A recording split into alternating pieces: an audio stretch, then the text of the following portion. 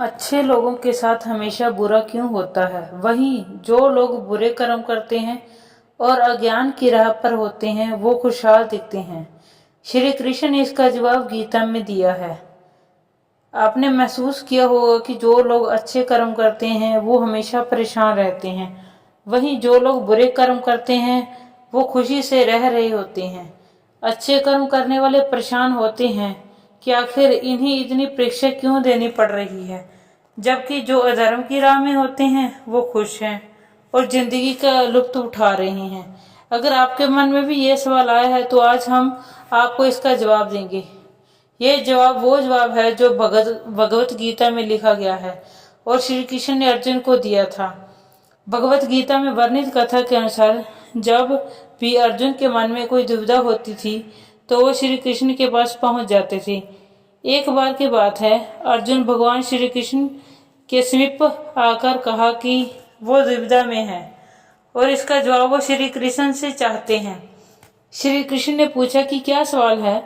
अर्जुन ने कहा, मुझे ये जानना है कि अच्छे लोगों के साथ हमेशा बुरा ही क्यों होता है, वहीं बुरे लोग हमेशा खुशहाल दिखते हैं। अर्जुन के मुंह से ऐसी बातें सुनकर श्री कृष्ण मुस्कुराए और कहा, मनुष्य जैसा सोचता है और महसूस करता रहता है वैसा कुछ नहीं होता, बल्कि अज्ञानता की वजह से वो सच्चाई नहीं समझ पाता। अर्जुन उनकी ये बातें समझ नहीं पाए। इसके बाद श्री कृष्ण ने क्या कहा वो जानते हैं। श्री कृष्ण ने अर्जुन से कहा, पार्थ, मैं तुम्हें एक कथा सुनाता हूँ। उसे सुनकर तुम समझ जाओगे कि हर प्राणी को उसके कर्म के हिसाब से ही फल मिलता है। प्रकृति हर किसी को अपनी राह चुनने का मौका देती है। अब वो मनुष्य की इच्छा पर निर्भर करता है कि उसे धर्म की राह चुननी है या धर्म की।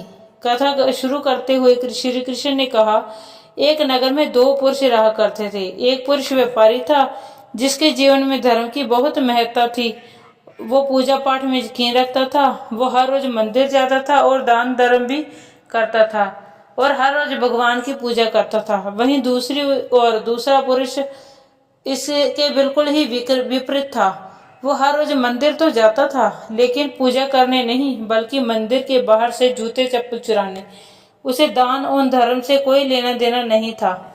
समय बीतता गया और एक दिन बहुत जोर की बारिश हो रही थी।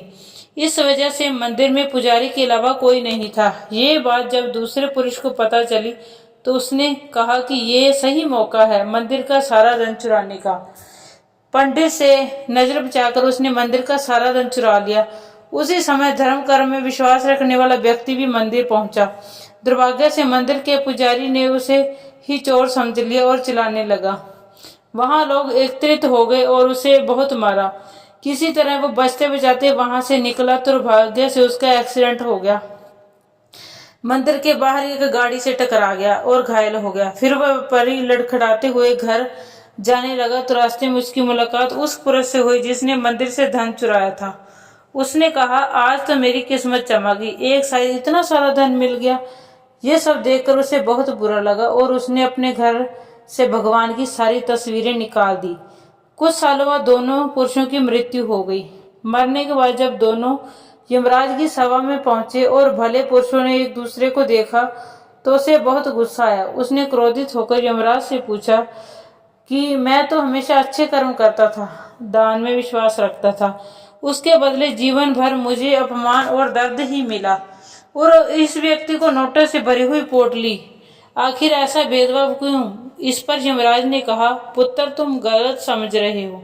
जिस दिन तुम्हारी टक्कर गाड़ी से हुई थी तो वो दिन तुम्हारे जीवन का आखिरी दिन था, परंतु तुम्हारे अच्छे कर्मों की वजह से तुम्हारी मौत एक छोटी सी चोट में बदल गई। तुम इस दुष्ट व्यक्ति के बारे में जानना चाहते हो? दरअसल इसके भाग्य में राजयोग लिखा था, मगर इसके कुकर्मों और अधर्म की वजह से वो सिर्फ एक छोटी सी धन की पोटली में बदल गया। कथा सुनने के बाद श्री कृष्ण अर्जुन से कहते हैं, पार्थ, क्या अब तुम्हें तुम्हारे सवाल का जवाब मिल गया? ऐसा सोचना कि भगवान तुम्हारे कर्मों को नजरअंदाज कर रहे हैं, यह बिल्कुल भी सत्य नहीं है। भगवान हमें कब क्या किस रूप में दे रहा है मनुष्य को समझ में नहीं आता, मगर आप अच्छे कर्म करते रहे तो भगवान की कृपा हमेशा बनी रहती है। इसलिए अपने अच्छे कर्मों को बदलना नहीं चाहिए, क्योंकि उसका फल हमें इसी जीवन में मिलता है। इसलिए मनुष्य का फर्ज है कि वो हमेशा अच्छे कर्म करता रहे, क्योंकि श्री कृष्ण ने गीता में भी बताया है कि किसी के द्वारा किया गया कर्म बेकार नहीं जाता, चाहे वह अच्छा हो चाहे बुरा हो।